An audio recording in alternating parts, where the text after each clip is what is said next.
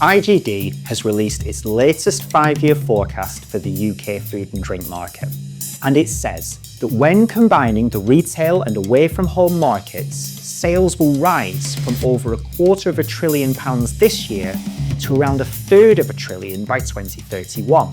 But whilst this might sound like great news, there's a catch, because IGD is forecasting that volume growth will not keep pace with value growth.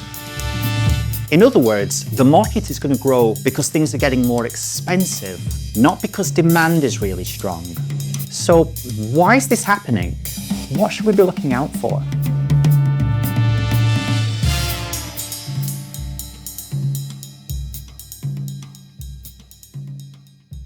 As with all forecasts, there are a lot of things to consider and a lot of inputs, but essentially everything comes down to two areas. There are things leading to higher costs, also known as inflation, and things which are slowing or even decreasing demand. Let's start with the first, inflation. And as this chart demonstrates, IGD is now expecting inflation to rise again following a period of stabilisation. Whilst these numbers might not look much compared to 2022 and 2023, they're still significantly higher than the target rate of 2%. And it adds up. To put this into context, if this tactfully non-branded coffee costs £6 this year, then the 2031 version of the same coffee will cost £7.33. A couple of factors have been hugely significant in this prediction. The first is the impact of the conflict in the Middle East, and in particular, the closure of the Strait of Hormuz, which has spiked the costs of energy, transport and fertiliser. What's made the situation all the more challenging is unpredictability. This makes supply chain planning nigh on impossible. And even if the strait was permanently reopened from today, the damage is already largely done. The industry will be feeling the effects, not just for months, but potentially for years. The second key factor is the anticipated El Nino, which will create complex but generally negative effects on the weather all around the world, impacting agriculture, energy supplies, trade, water resources, supply chains, and livelihoods across entire regions. The World Meteorological Organization has placed the likelihood of El Nino occurring until at least November at around 90%, so it inevitably plays its part in the forecast. Both the Middle Eastern conflict and El Nino have tremendous supply chain implications. IGD believes the industry might be able to cope with one, but coping with multiple impacts will be much more difficult.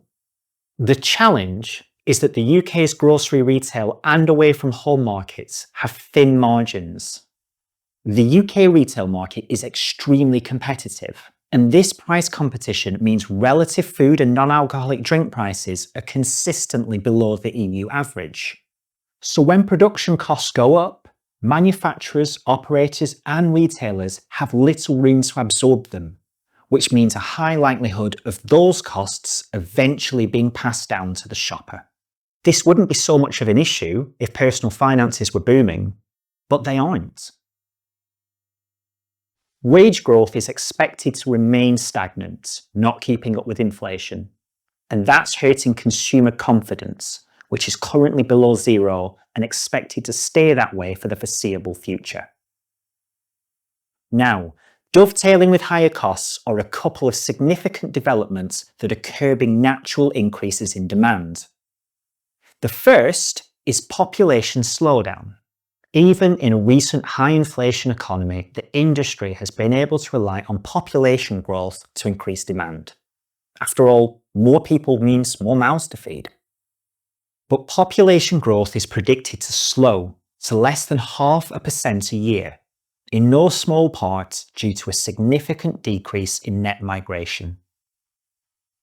And the ONS has projected around 450,000 more deaths than births between 2024 and 2034. The second big factor IGD has taken into consideration is the impact of GLP-1s. In just under a year, the proportion of the UK public which has ever used a weight loss injection has doubled. GLP-1s have an effect on demand, not just because of the individual user, but because research shows it influences the buying behaviour for the whole household. Now, there's been a lot of discussion about this topic lately, and it's worth saying that the effects in the longer term are still very much up for debate.